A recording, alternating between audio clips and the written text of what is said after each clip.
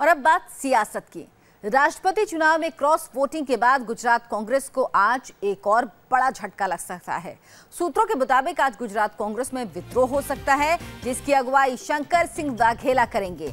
गुजरात के बड़े कांग्रेस नेता और विधानसभा में विपक्ष के नेता शंकर सिंह वाघेला आज गांधीनगर में अपने समर्थकों के साथ संवेदना सम्मेलन करने जा रहे हैं। सूत्रों के मुताबिक वो इस सम्मेलन में कांग्रेस को छोड़ने और राजनीति से संन्यास लेने का ऐलान कर सकते हैं।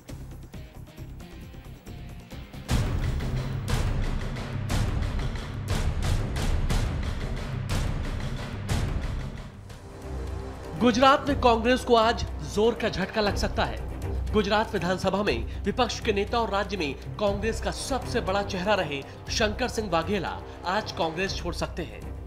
लंबे समय से कांग्रेस से नाराज चल रहे शंकर सिंह वाघेला का आज जन्मदिन है और इस मौके पर वो अहमदाबाद में बड़ा सम्मेलन कर रहे हैं। माना जा रहा है कि इस सम्मेलन के जरिए वाघेला शक्ति प्रदर्शन करेंगे और कांग्रेस को छोड़कर राजनीति से संन्यास का ऐलान करेंगे।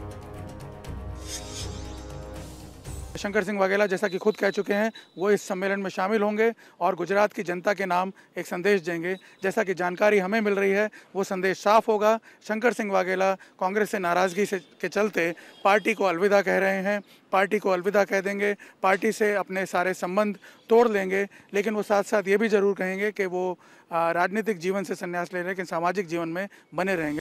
जन्मदिन पर शक्ति प्रदर्शन से पहले हालांकि वाघेला ने अपने पत्ते नहीं खोले हैं। एक दिन पहले मीडिया के सवालों के जवाब में वाघेला ने सिर्फ इतना ही कहा कि वो जो कहेंगे सम्मेलन में ही कहेंगे।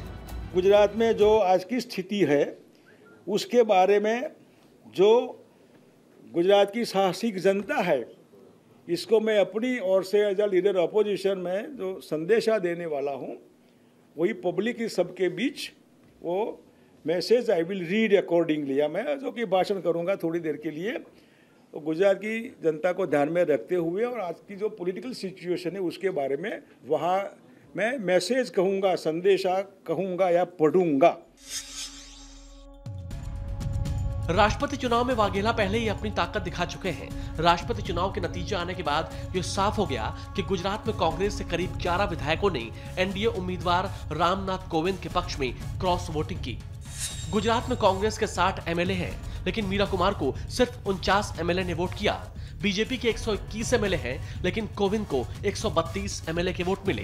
यानी कांग्रेस के 11 विधायकों ने क्रॉस वोटिंग की, जिसके बाद गुजरात कांग्रेस अध्यक्ष भरत सिंह सोलंकी ने आंतरिक जांच और पाला बदलने वाले विधायकों पर कार्रवाई का ऐलान किया।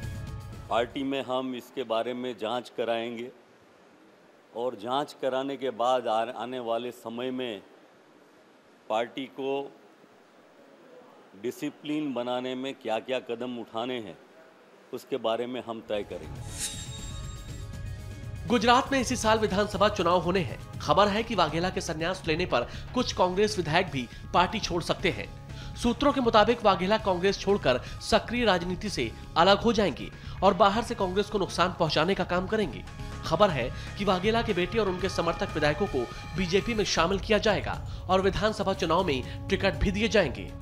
तो जानकारी ये मिल रही है कि वो तमाम विधायक उनके बेटे सहित कांग्रेस छोड़ करके बीजेपी में जा रहे हैं। सुनने में ये आया है कि शंकर सिंह वाघेला और बीजेपी के बीच में अंडरस्टैंडिंग ये है कि उनके बेटे और बाकी के विधायकों को पार्टी में बीजेपी में स्थान मिलेगा, उन्हें वहाँ सम्मान का पद भी मिलेगा, जिसके एवज में शंकर सिंह वाघेला बाहर से एक्टिव रह करके सामाजिक एक मंच तैयार करके कांग्रेस को नुकसान पहुँचा सकते हैं, कांग्रेस के लिए मुश्किलें खड़ी कर सकते हैं। शंकर सिंह वाघेला गुजरात की सियासत में बड़ा नाम है।